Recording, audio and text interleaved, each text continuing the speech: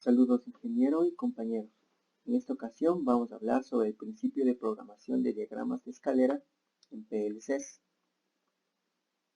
Para programar un PLC necesitamos básicamente de tres elementos: un computador, un PLC y un software que nos permita desarrollar el diagrama de escaleras, que después será enviado al PLC para que éste lo ejecute de manera constante e independiente. Antes de hablar de la programación en escaleras, necesitamos saber lo que es el ciclo del programa, y son 4 pasos que ejecuta el PLC cada vez que tiene una iteración.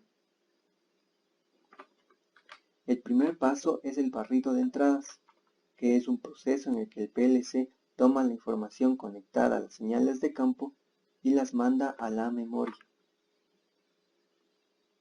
Tenemos un segundo paso, en el que una vez que la información de las señales de entrada están en la memoria, entonces se puede ejecutar el programa renglón a renglón.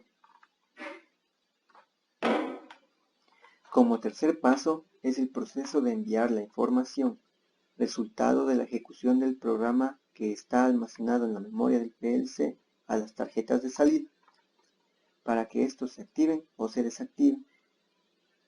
Cuando hablamos de salidas, hablamos de sensores, válvulas, motores, cualquier elemento de campo que tengamos para controlar el proceso. Y finalmente es el proceso interno de mantenimiento, que va a dar lugar a ciertas operaciones como localizaciones de memoria, limpieza de variables y todo aquello que el PLC necesite para mantener la integridad del sistema. Y aquí tenemos un ejemplo típico de un arranque y un paro de un motor. Tenemos en la parte superior izquierda el diagrama eléctrico y en la parte inferior derecha el diagrama de escaleras. Podemos observar que ambos diagramas son semejantes y podemos darnos ya una idea de cómo se realiza dicha programación.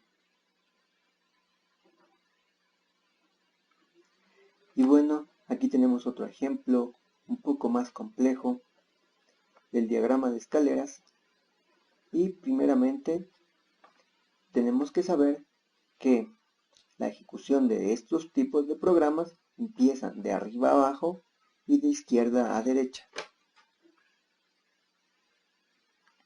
Además, existen un conjunto de elementos del lado izquierdo que son instrucciones de lectura o las condiciones cuando estemos evaluando el PLC.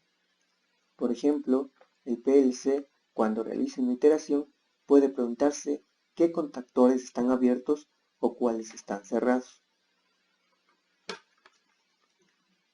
En cambio, del lado derecho están las condiciones de escritura o de control, que son el resultado de la evaluación. Entonces, la evaluación se da de la siguiente manera. Si podemos ver el ejemplo de la parte superior, en el que el contacto está abierto o su equivalente es un estado en falso, el flujo de la información no podrá cruzar por este contacto y entonces el resultado de la bobina también es falso. Sin embargo, si observamos el ejemplo inferior, el contacto se encuentra cerrado, es decir, un estado de verdadero. El flujo de la información puede transitar por este contacto y la bobina se encontrará en estado de verdadero, por lo que el resultado de este renglón también será verdadero. Tenemos otro ejemplo en el que podemos observar las iteraciones que realiza un programa. Los botones de arranque y paro se encuentran en falso y sucede que la señal que llega al contacto abierto Start no pasa de ahí y por consiguiente la bobina que activa el motor se encuentra apagada. En una segunda iteración, cuando el botón Start está cerrado, toda la información puede pasar y llegar a la bobina y por consiguiente encender el motor y activar el contacto de la bobina. Tenemos una tercera iteración en que el botón de encendido no está presionado y sin embargo la bobina del motor está encendida y por tanto su contacto está cerrado. Esto indica que la información puede transitar hacia la bobina por el contacto. Finalmente, tenemos una última iteración en el cual se ha presionado el botón Stop, abriendo la rama y por consiguiente desenergizando la bobina del motor.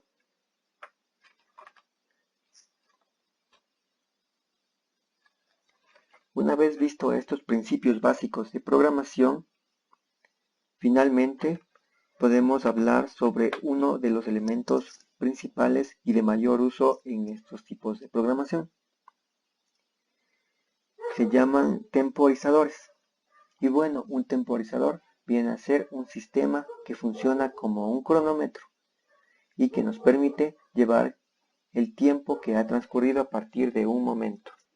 En programación de escaleras se tiene el timer on delay y off delay. Ambos funcionan de manera complementaria.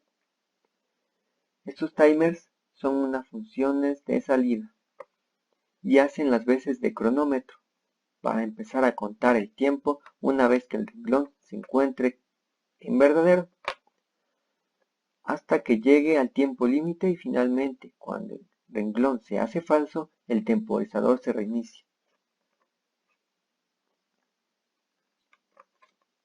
Y bueno, antes de nada, estos timers necesitan de 3 parámetros.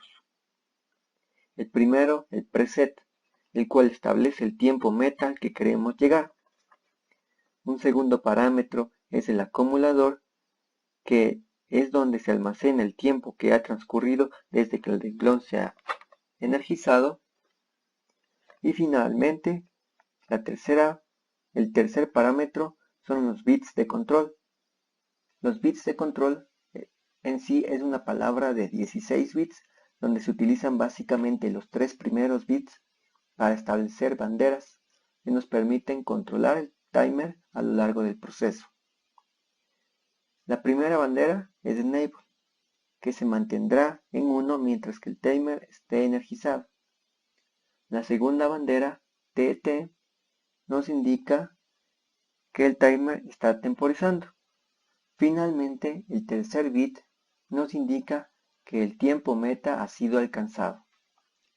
Y bueno, aquí tenemos un ejemplo de conexión del timer on delay que ya se encuentra activado, en donde todos sus parámetros han sido configurados. Por ejemplo, tenemos el renglón preset en el cual se establece el tiempo límite y ha sido configurado a 45 segundos. Tenemos el acumulador que en este momento ya nos indica que ya ha transcurrido 35 segundos desde su energización. Tenemos también en esta tabla los renglones de verdadero, TT y TN, los cuales son los bits de bandera que nos indican los estados del temporizador.